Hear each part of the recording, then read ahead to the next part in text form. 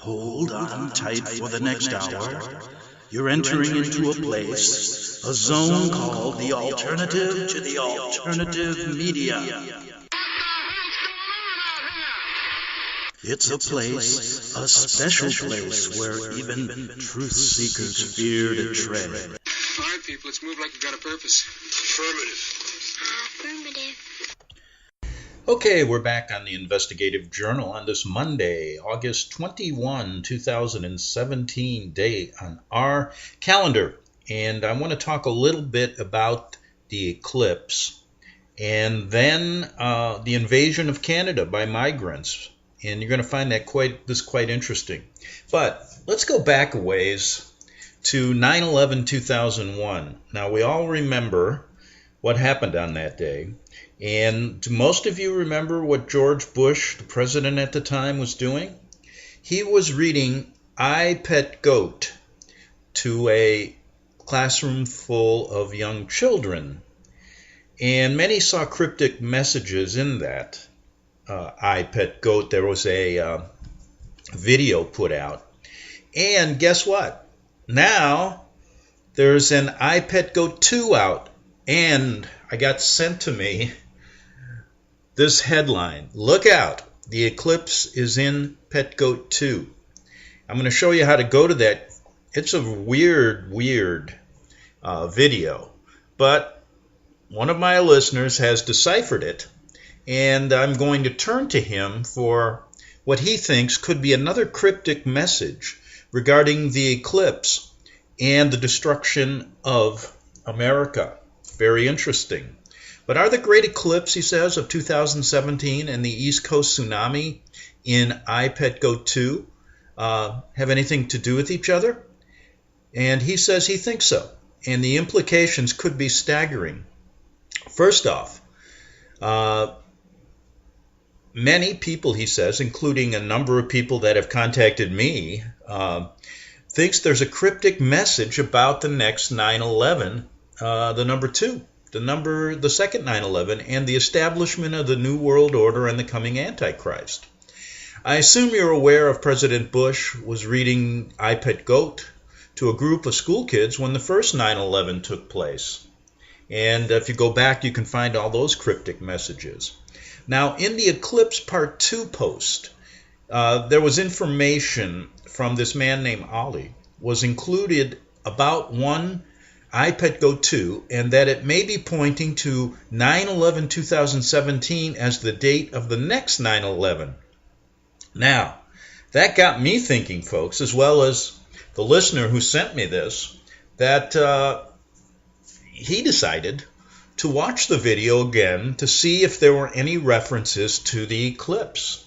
And he says, I believe they are. Now, you can find I Pet Goat 2 from Heliofont on Vimeo. And watch it. For what it's worth, here's what he sees in I Pet Goat 2 regarding the eclipse and the events that may follow. Okay, now we're going to go through the video. Now, 1, the girl in the theater with red glow and flames on deer. I believe this represents the Oakland ghost ship fire that occurred on 12/23/2016, or was it 12/2/3/2016, giving us a date showing that what happens next occurs after that date. Now, in the video, the lights go out and the room gets dark. My listener believes that this may represent the eclipse on 8/21/2017. Obama was in the first scene of this just before this appeared. He was the 44th president. The eclipse starts at the 44th parallel, and the eclipse occurs after he is out of office. Okay, in the third scene, the apple falls from the girl's hand and rolls across the floor, leaving a round shadow as it rolls along. I believe this may represent, says my listener, the total eclipse moving across the USA. There are 12 statues surrounding this girl in the video. And this, among other things, may represent the 12 states that the total eclipse crosses. Now, if he counted correctly, the shadows touch 33 white and black squares. And he believes this may represent the eclipse exiting the country at the 33rd parallel and the many other number 33 connections with the eclipse. The spotlight touches what could be, he thinks, near 50 white and black squares. He's not quite sure about this, so if you're watching the video, see if anybody can pick that up. And this may be representing the eclipse affecting all 50 states. Now, the apple hits and stops next to Obama's shoe and then splits as a result. I believe he believes that this may represent a nuclear detonation. The apple may also refer to the Big Apple. The apple stops next to an L and a C. This could also be a 7 and a C equal 3 times 7, 21. 9/11/2017 is 21 days after the eclipse. The apple stops next to an X and 4 lines with the diagonal line through it, which equals 15. 9/11/16 to 9/10/17 is the 15th anniversary year of the 9/11/2001 incident. The apple split just past those marks. Now 10, and in the next scene, Obama comes back onto the scene. And this could be representing Obama becoming the ruler of the USA again. The splitting apple event may be part of the reason he comes back on the scene. Trump is depicted on the wall in the Psalm 23 graffiti. And this could be representing Trump being taken out of office. Regardless of the exact timing of the apple splitting nuclear detonation event, it could be that iPet Goat 2 is signaling that it will be after the Great American Eclipse. When exactly it will occur, no one really knows, but 9/11/2017 has many synchronicities with it, and it is highly likely we will see a major event of some type on that day. Personally, folks, I hope not. It's my birthday. I had to go through 9/11 on my birthday. It's never been the same since. Now look at what they want to do. Whether the apple splitting event occurs on that day, hopefully, folks, is yet to be seen. Now, folks, he says, as most of you must be aware, 9/11/2017 is the next date in the 1188 day pattern.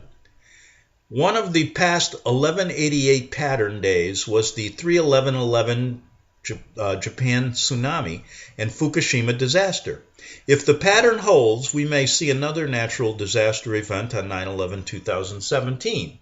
And if that event is being signaled in iPet Goat 2, it may be a tsunami affecting the whole east coast of the USA caused by a submarine-launched tsunami nuke. This was signaled in the first part of the film in Pet Goat 2. See the shark? There's a shark on the blackboard right behind Obama's head, and it's spitting out a torpedo. This is how they communicate, folks. They get kicks out of this. See the spotlight going up on the East Coast. Wow. See the tsunami waves in Obama's brow. So is the Great American Eclipse of 2017 and the East Coast tsunami and iPet Goat 2? It could be. And think of this. Look at Ephesians 5:11. And have no fellowship with the unfruitful works of darkness, but rather reprove, expose them. How about Luke 21:36? Watch ye therefore, and pray always, that ye may be accounted worthy to escape all these things that shall come to pass, and to stand before the Son of Man. Now, my listener says the end times are knocking on the door, and so is Jesus. He wants to save you. Will you let him? Find out what you must do to be saved, he says. Okay.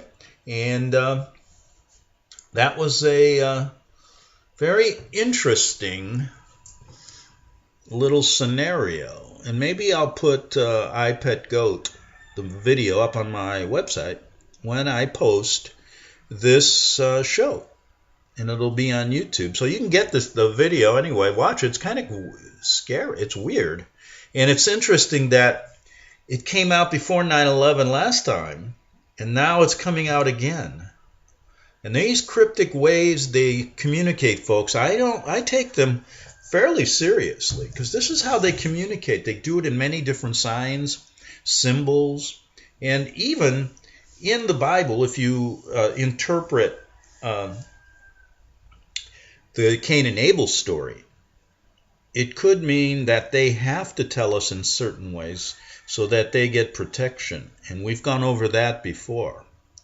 But anyway, let's move on to the invasion of Canada. Oh, one more thing about this video, iPetGoat 2 and iPetGoat 1. If you watch it, just forget about all the signs and symbols that we talked about. But if you just watch it, ask yourself, what is this? I mean, what redeeming value does it have? Unless there are hidden messages in it. And it's creepy, because if you watch it without any, you just, okay, watch iPetGoat 2. I mean, give me a break. I mean, there's really no redeeming value whatsoever. It makes absolutely no sense to me, unless they were using it as a message to all of their Illuminati friends. So think about that. Okay, and what about the invasion of Canada? What do I mean by that? Well, folks, the takeover of the North America is underway big time.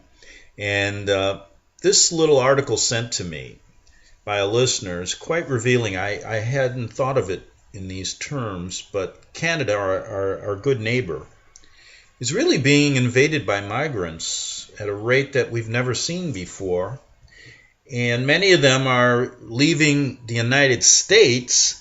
They got here illegally because of what Trump has been saying about deporting them back to Syria and other places. If I have time in the second half hour after I finish this, I wanted to also talk about the guy who co-authored The Art of the Deal in 1987, the book that Trump put out on the market. And he said that Trump will resign before the end of the year. And we're going to look at him. His name is Mr. Schwartz, and see why he thinks that, okay? He might be right. And that kind of coincides with what we're talking about in the Pet Goat video, right? So anyway, there's a little town, folks, called St. Bernard Day, and it's French, Lacolle. I can't pronounce that properly. I don't know French. But there's about 1,477 people live in this little corner of Quebec. It has apple orchards, elderberry fields, small wineries. But the Mounties are saying that more than 400 migrants crossed the border in a single day. On the other side of the border is New York. There the language is English, and St. Bernard, the language, of course, is French. But these days, you're more likely to hear Arabic, Urdu, ERDU, or Haitian French being spoken here as Roxham Road fills with clots of migrants scampering out of America. They're not the leftist American celebs who threaten to leave for Canada because of Trump. And instead, they're the illegal and dubiously legal who got the message from Trump that they could be deported. Now, the overloaded Mounties say at the border crossing are being forced to cope with these illegals who speak no French or English, grifters and fake refugees of Trump's migrant surge. But where Obama's migrant surge swelled America's southern border with incoming migrants, Trump's migrant surge is expelling them north. The Syrians, or anyone claiming to be, are coming. So are the Sudanese, Somalis, and Haitians. This is an informal border crossing, and so the rules that might protect Canada from this horde don't apply here. Quebec has become the weakest link in the Canadian border, with the vast majority of border migrants invading the true north through vulnerable points like the dead end of Roxham Road. The same thing is happening in Emerson, a town of about 689 people named after Ralph Waldo Emerson near Minnesota, whose Somali settler population is invading and victimizing this peaceful community. At night, Somalis can be seen walking up to Emerson to take advantage of a new country and her people. In town where there was once no locked doors, locals now check their bolts and turn out lights, and then they wake up to the nightmare of migrant mobs pounding on their doors and peering through their windows in the middle of the night. One lady said they banged pretty hard. Then ring, ring, ring, the doorbell, and they kept ringing. A mother of two young girls said it was very scary. Now, one migrant who wanted to speak, by the name of Mohammed, a Somali migrant, heard that President Trump had deported a bunch of Somali asylum seekers, and so he headed for Emerson, and 10 others came with him. He claims he no longer feels secure in America, and he wants to bring the rest of his family to Canada. Unfortunately, Mohammed and all those like him feel all too secure invading Canada. And I wonder why. And we're going to look at what the Canadian Prime Minister said. And like I said, we're going to get to what Justin Trudeau, he's the head, the top. Do they call him Prime Minister in Canada? I think so. Yeah. Well, he's the head guy. We can call him that too. But unfortunately, there's so many of these migrants feel safer there now. And at Hemmingford, a Quebec town near New York with less than 1,000 people, Syrians, Yemenis, Bangladeshis, Sudanese, and Turks swarm to get across. Women in burqas and hijabs ignore the commands to stop. Before they used to furtively cross the border at night, now they openly march across it in broad daylight. They know that the Canadian authorities can't do anything to stop them. Quote, they heard Justin Trudeau on the radio saying Canada will continue to welcome people being excluded under Trump's policies, and they took it literally and they came, a lawyer for a Syrian migrant clan said. Now, folks, isn't that interesting? Like I said, all these top leaders work together. So Trudeau says, come on in, just like Obama did. And now they basically want to take over Canada too, right? Makes sense. So Trudeau, working on his part of the New World Order scheme, is allowing them in, while Trump is kicking them out. But you can't kick them all out. There are more and more coming in. You know that as well. But they heard Trudeau, so they're coming. And just as migrants had reacted to Obama's signal to come, they are reacting to Trump's signal by going. The Border Patrol watches as a horde of illegal aliens from Syria, Haiti, and anywhere else head for Trudeau land. And one said, our mission isn't to prevent people from leaving. An operator is quoted as saying, there are plenty of Haitians heading down Roxham Road, that's back in St. Bernard, after the Department of Homeland Security told the 58,706 Haitians in a temporary protected status program to move along. TPS is one of those gimmicks that the government uses to boost immigration in a backhanded fashion. 7 years ago, Haiti suffered an earthquake. Obama's DHS announced that there would be no more deportations. Haitian illegal aliens instantly and magically became quake refugees, even though they had been living in America when the quake happened.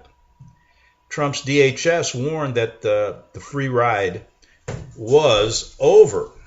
So now what are they doing? They're just going across the border. Trudeau is welcoming them. Okay, folks, and so it's on, the invasion of Canada. Now, the Mounties are reporting that the interceptions in Quebec tripled since Trump took office. The Mounties may always get their man, but they're getting far too many of them these days, more than they can handle.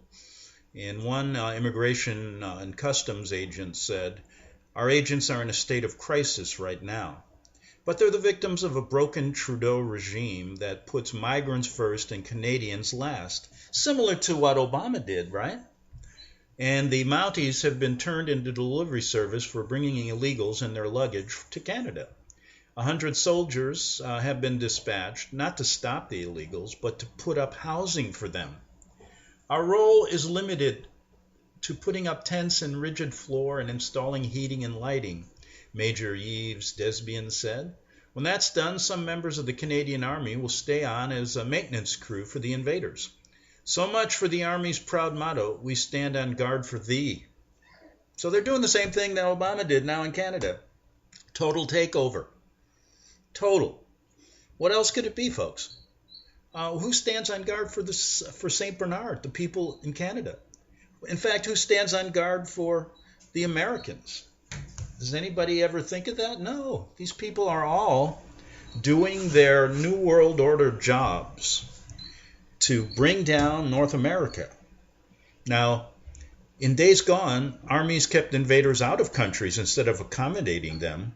But under Prime Minister Trudeau, the Canadian military is there to facilitate the invasion of Canada. The arrests are a formality. The invading horde gets ignored. The signs and warnings by officers to turn back. They're arrested, given food, and put on a bus along with their luggage to Montreal. There they can expect free health care and a $650 check, and clamorous demands for social services and housing.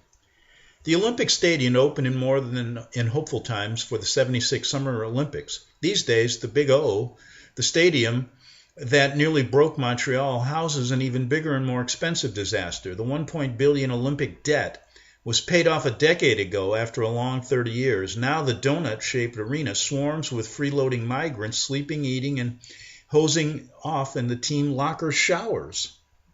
The stadium plan comes down to Montreal Mayor Dennis Caudry. Caudry had blamed the migrant swarm on Trump's immigration policies, but it's the fault of Trudeau and Coderre's migration policies.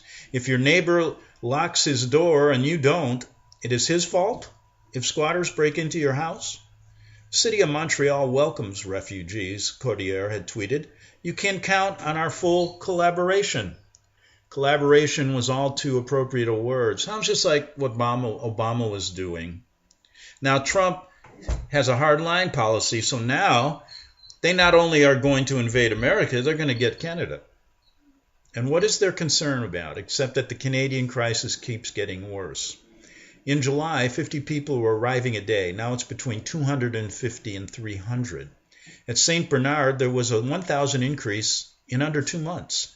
700 have been crammed into the Big O. And Quebec will be on the hook for them even longer for the stadium they're living in. It always owes them.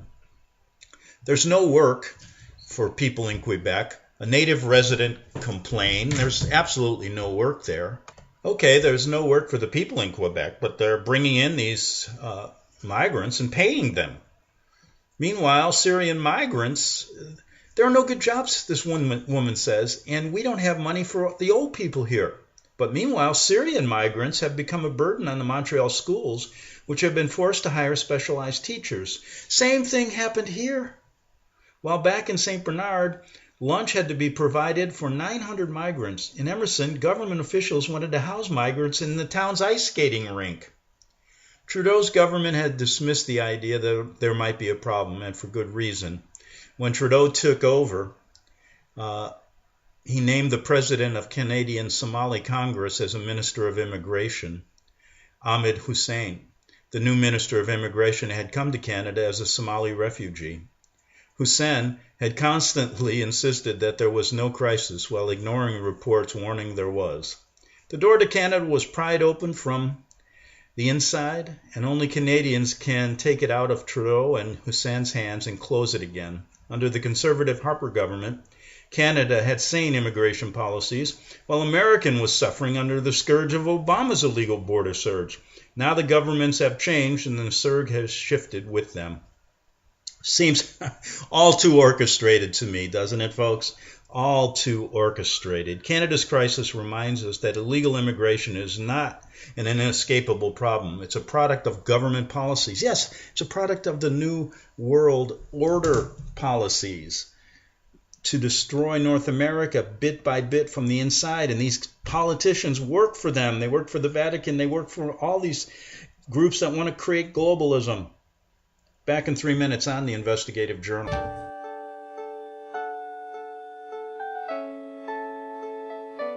The program you are listening to is 100% sponsored by you, the listener, on this First Amendment Rights Media channel. You will notice that there are few commercials on this radio network. There's a good reason for that. Corporate advertising dollars come with strings that limit program content. So without your help, these programs cannot continue on internet or our several affiliates. If you benefit by the educational law programs, we ask you to give. If you are admonished or nurtured by the Bible and ministry programs, we ask you to give. If some voice a cause that you are passionate about, we ask you to give. If you believe in any of these, we ask you to support them as you would a missionary on a continual basis, as if giving a tithe for missionary radio. These programs are not commercially viable and must be supported by those faithful to the cause of truth. Look for the button to sponsor your favorite programs at our listen and schedule pages on the internet.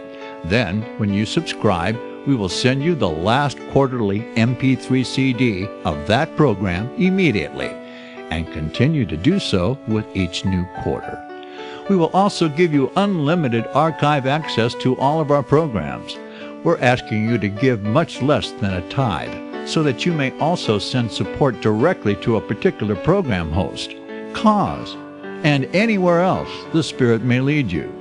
Do all to the glory of our God and Creator, for His holy nation, the only kingdom that will last forever. Thank you for listening.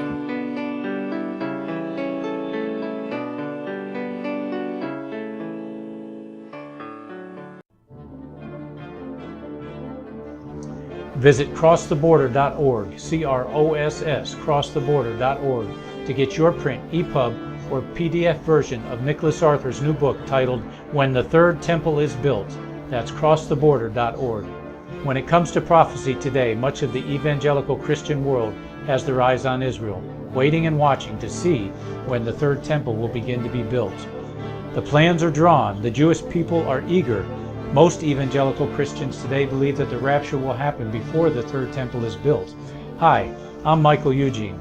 I was taught that Daniel's 70th week was in the future. Is that really what the Bible teaches? Have we searched the scriptures and found this to be true? Why is it so important for a re-established Israel to build a third temple in Jerusalem?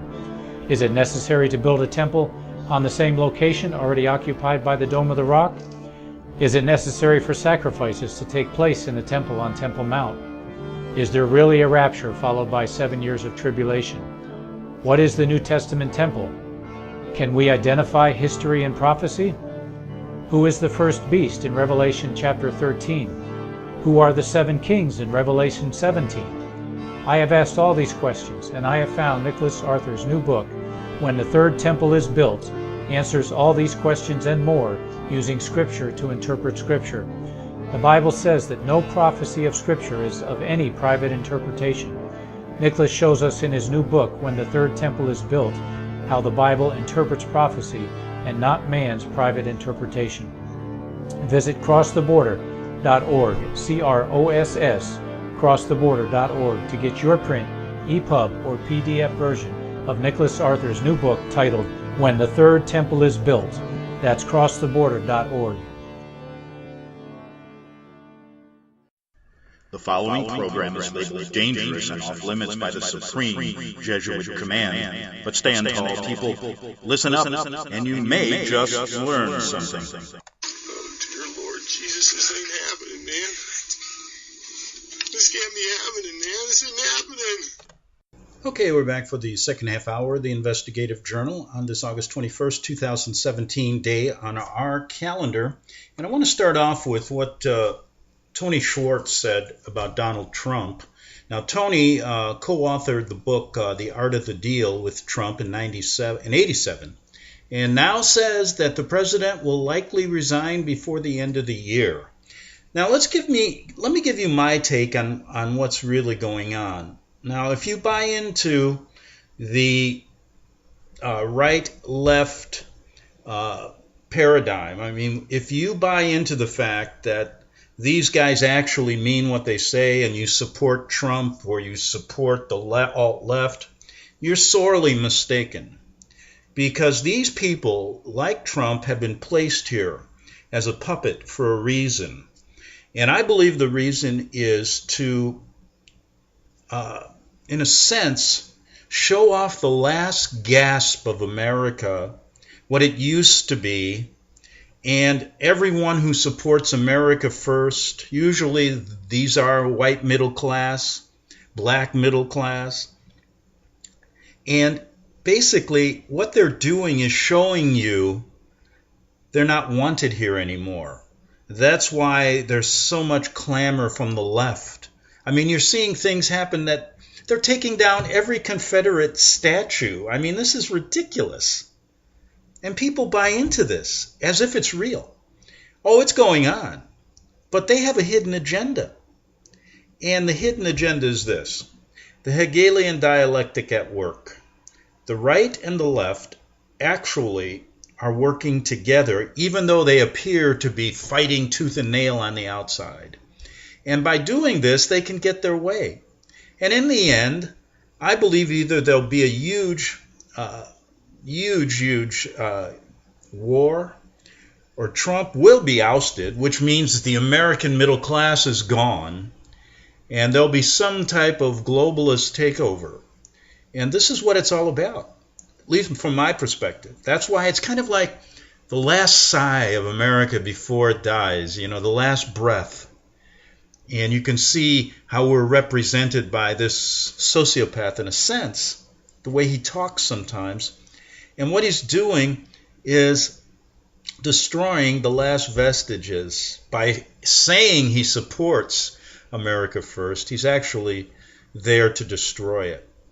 Now, let's look at what Tony Schwartz said. Now, I don't know what he believes, but he said in a series of tweets that he not only thinks Trump will resign, but he has great disdain for this president, echoed the statements of many Democrats who want him impeached.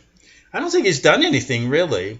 I mean, it's so obvious that the Clintons should be in jail, and they're given a free pass. There's no special counsel. There's no grand jury. But they're after Trump and the Russians. And this is a way of saying they're after middle-class America. They don't want any of you here anymore. Now, Schwartz has some nasty things to say about Trump in tweets. He says, understand Trump will never do what's ethical and decent. Now, in a sense, he's saying America's not decent anymore. He has no conscience. That's why I call him a sociopath a year ago. Is Donald Trump a racist? Yes. So are all of Donald Trump's followers racist in the eyes of the left? Yes. That's the race war they want to bring on. He said Trump's base is Nazis, white supremacists, far right-wing lunatics, people who live to hate. A rogue president enabling the worst of humanity. Now that is basically that he's putting every one of us in that category that may believe they'd like to see a strong America. Understand this, Trump will destroy anything and anyone to protect against feeling weak and out of control. It's not a choice but a compulsion. This is Tony Schwartz, the more humiliated and threatened Trump feels, the more wildly and impulsively he lashes out. Only love he can find is from the far-right wackos. You see what I'm talking about? This deteriorated. As soon as Trump got elected, the game was on. And he was part of the game, and he is part of the game. He works, I'd love to hear him talk off camera to his buddies in the New World Order. They're laughing their heads off. Now, Trump works right together with Clinton, and they just play a different role. It's like a movie. Now, Trump's presidency is effectively over. That's saying America is effectively over. Would be amazed if he survives till the end of the year. Is America going to survive to the end of the year? There seems to be a renewed interest from the Democrats working on articles, impeachment, etc. And though such a move would require a majority of vote in House of Representatives and 2/3 of the Senate, it appears that many congressional Republicans, that's why you see the Republicans not doing a damn thing, because they're told not to do anything. They're not going to pass a good health care for America. They're not going to rebuild the infrastructure when they plan to tear it down with a war or race riots or whatever. They're not going to do anything. And that's what they've done for the first 7 months he's been in office. Absolutely nothing. And then they fight back and forth. And it's a joke. But people don't see it. Coupled with an independent investigation targeting the president, as well as members of his administration and former business partners. If you look at what they're doing, compared to Obama and the Clintons, who were given a free pass, they were told not to touch them, and never will, because they're part of the same game. Trump's done absolutely zero. And they're making a big deal out of it because they got to destroy America. And the last vestige of it through Trump. And this was a good indication of what's left before them. How many people really support him?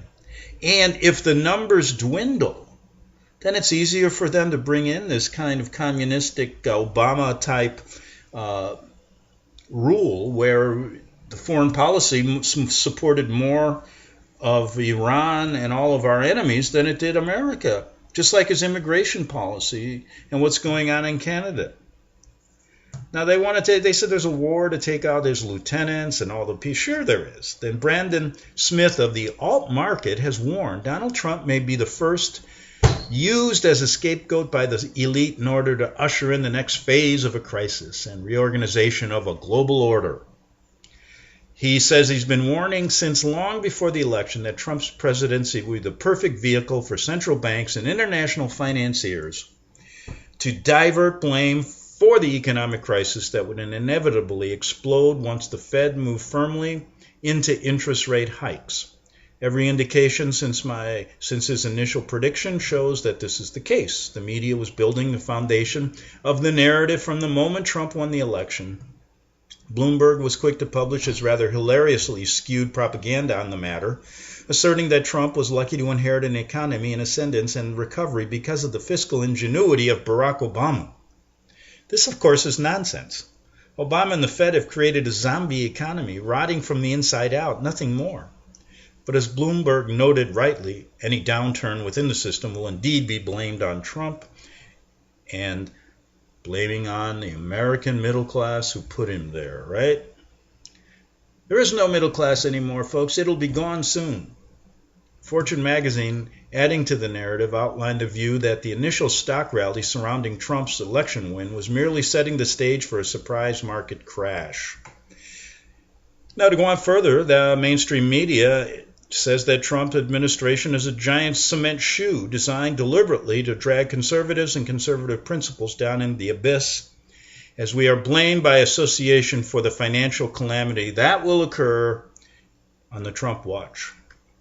If this guy is correct, and all signs seem to be pointing to such a scenario, Trump will be blamed for what will likely be the worst financial collapse in world history, and those goals are accomplished. A push to remove him from office may become a reality, and then what happens is America will be going down the tubes. Very simple scenario, and that's why Trump is there. That's why he makes these outrageous statements. That's why the Republicans do nothing, because they actually all work together. The alt-right and the alt-left are merely theatrical groups that they create to create chaos. And unless you understand that, you're going to be sorely, sorely disappointed when you see what really happens in this country. Okay, I've stayed away from this story, but why don't we talk a little bit about CERN? You know, the elites are trying to penetrate something, right, in the atmosphere. They're trying to open dimensions, right? Well, let's talk a little bit about it. And I was sent an article by Amber William, and she says that CERN is built on the former site of the Temple of Apollyon, who is referenced in the book of Revelation as the king of the horde of the bottomless pit. Scripture says the key to the pit will be given in the end times, and when it is opened, something terrible will come through. There is documented evidence that CERN seeks to open doors to other dimensions. They openly admit that. They have also released videos which indicate these intentions along with other occult messages. Since we're talking about occult messages in I, Pet Goat 2, why don't we continue? They have also released videos which indicate these intentions, along with other occult messages, like I said, as well as erecting the statue of Shiva, the destroyer, who is synonymous with Satan, according to occult scholars. All of this combined with other prophecy being fulfilled in modern times is an overwhelming sign of the times. People need to do a little digging and open their eyes. That's what I say, people. You need to dig and open your eyes. No need to take anyone's word for it. The evidence is all here for you. All you got to do is find it. Unfortunately, most just forget about the idea, scoff at it, and think nothing beyond their well-programmed existence. They trust in the wisdom of men and science. They put their faith in what they can see, but don't realize most of what they see is a manufactured deception, making them blind to the truth. Now, time is short, my friends, she says, and Jesus Christ is the only path to salvation. He is the way, the truth, and the life. God bless and all the best to all of you, she says. Well, I'm going to go on here and say that some have seen this problem, I think, coming for a long time and changed their entire life by going off the grid. They have found alternative sources such as solar, wind, diesel power to power their homes and machinery. And the majority of these people, though they're a minority, majority have not gone off the grid, are making a concentrated effort to avoid dependence, these people, on this ailing infrastructure and preparing for life without it. That's a very small minority. Now, the question becomes, what is CERN all about? Some say they want to generate a black hole. I don't know. Here's what somebody said. The CERN will not generate a black hole, he says now, in the cosmological sense. However, some theories suggest that the formation of tiny quantum black holes may be possible. The observation of such an event will be thrilling in terms of our understanding of the universe and what would be perfectly safe. So, let's look at this. What is the universe? I mean, some people tell me it's infinite. Others believe in the words in Genesis in the book of creation. But they say here that we live. Now, this is the kind of stuff that really confuses people. We live in 4 dimensions, three of space and 1 of time. But experimentalists at CERN, at the Large Hadron Collider, are looking for evidence that the universe contains more than that. The existence of extra dimensions could explain some puzzling properties. This goes on and on. I don't think I want to continue. But whatever they're doing, it isn't good, right? So you guys who have followed CERN, contact me with more information regarding this. And I really wonder what's going on there behind the scenes. Okay, if you go to a special report I did over the weekend on my website at greganthonysjournal.wordpress.com, you'll get some comments about my take on Charlottesville. And someone sent me an article asking this question: what if it was a setup? Well, it was a setup. But let's look at what Patricia McCarthy had to say. And I'll paraphrase a bit. And she realizes that it's a ridiculous campaign. Virtually every media outlet and every Democrat and far too many squishy Republicans labeled Trump some kind of racist or Nazi. And I will add, yes, this is all orchestrated. That's what they want to do. The conflagration in Charlottesville is beginning to feel like a setup, she says. Well, it is. Perhaps weeks or months in the planning. Yeah, it probably was planned that long in advance. Or maybe even longer. Yes, definitely was a setup. But who planned it? And let's look into it, perhaps. Planned by whom? Time will tell, but let's look at some of the players. We got Michael Signer, the mayor of Charlottesville, declared his city to be the capital of resistance just after Trump's inauguration. We know that Governor Terry McAuliffe is a corrupt Clintonite. He did pardon 6,000 felons in order to ensure he delivered his state to the presidential election of Hillary Clinton. We know that he likes to run for president himself. Now, we know that Obama and his inner circle have set up a war room in D.C., home to plan and execute resistance to Trump and his legislative agenda. Nothing's getting done. And we discussed in the earlier segments what I think about what's happening with Trump, why he's there, and many other things. So, none of these people that we're mentioning here care about the American people. Like I said, they all work together. And the fact that Trump won the election, a staged election again, and millions of people voted for him. Yeah, they suggest those deranged persons who gathered in Charlottesville as members of several fringe groups. That's all who voted for him, right? You're a right-wing racist, a neo-Nazi, a KKK, and that's his base. It's crazy. But they're selling it to the American people, as if there were more than a few hundred or 1,000 of them throughout the country. There are not enough of them to affect anything or elect anyone. Those who are actual members of these small groups are most likely, one degree or another bit, either they're paid or they catch on to this idea of white supremacy. Those actual members of these small groups are most likely paid.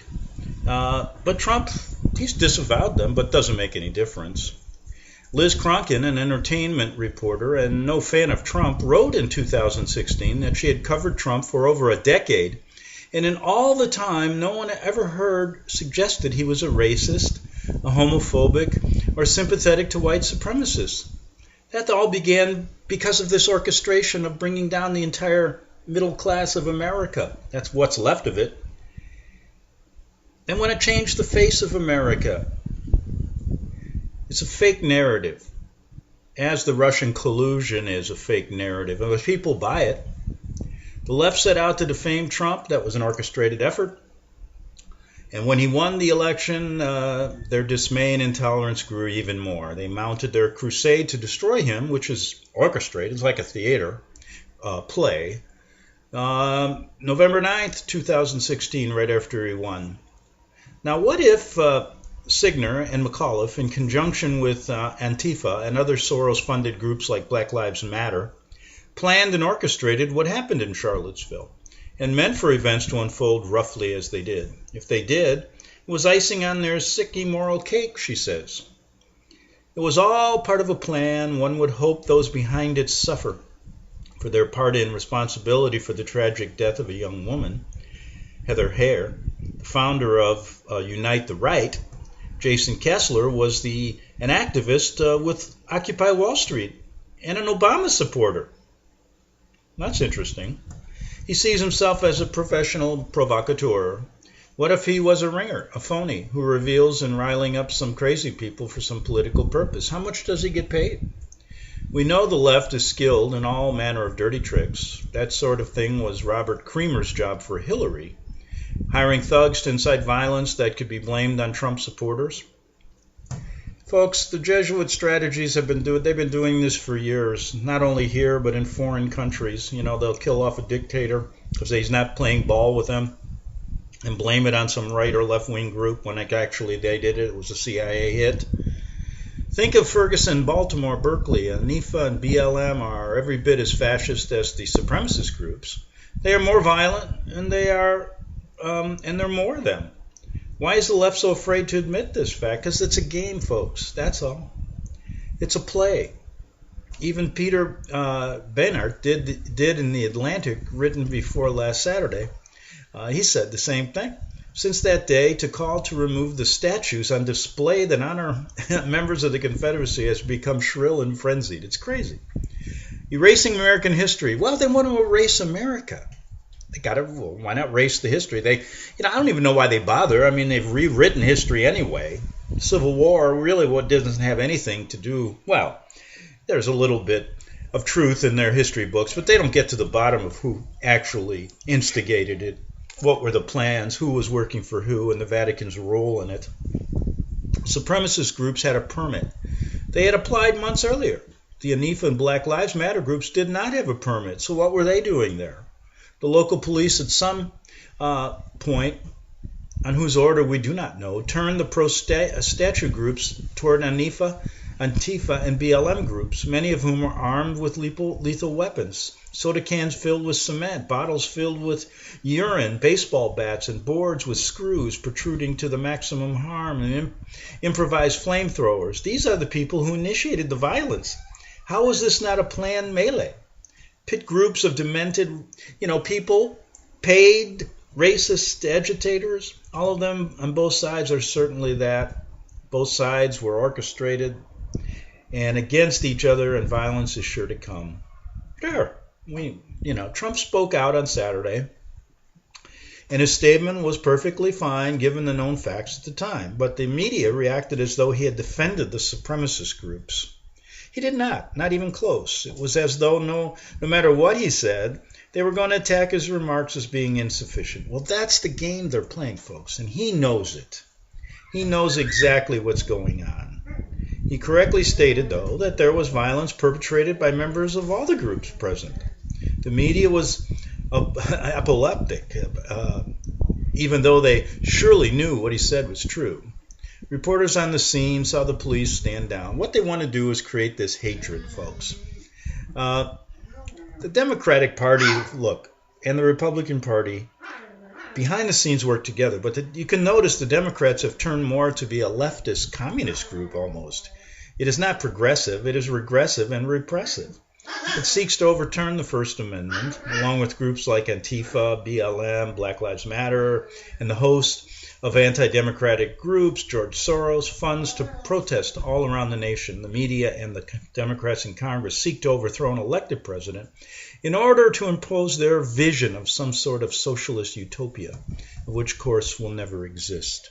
That's exactly, folks, the Jesuit plan, to turn this country upside down, tear it apart from the inside, using every possible means possible. Let's recap. The race war, the chaos between black and whites. Well, we have chaos between Muslims and Muslims and Christians all over the world and here. ISIS, fake terrorism funded by us, CIA controlled, Jesuit infiltrated all over the world. Then, of course, we have bombs blazing in North Korea. Probably Western money, definitely Western money and technology given to them so they can create this war. Then, of course, we got the worries about the financial matters, the finances going down. We got the grid. The power grid may go out. They can stop the internet. They can do anything, anytime they want, and they're hitting you from every angle.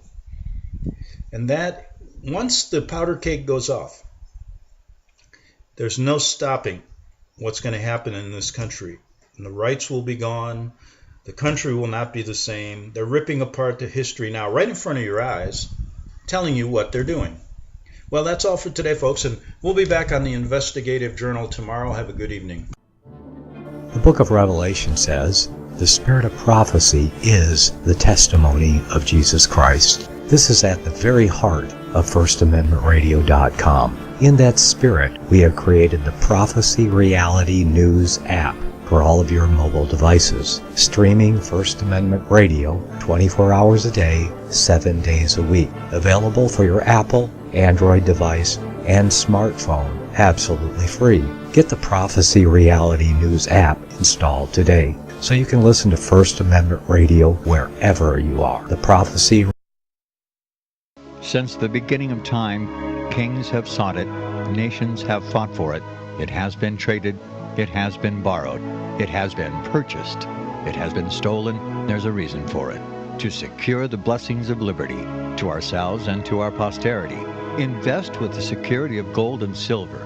Call Discount Gold and Silver Trading at 1-800-375-4188 or visit discountgoldandsilvertrading.net. Listen to Financial Survival with your host Melody Cedarstrom right here on FirstAmendmentRadio.com at 4 p.m. Eastern or 1 p.m. Pacific Time.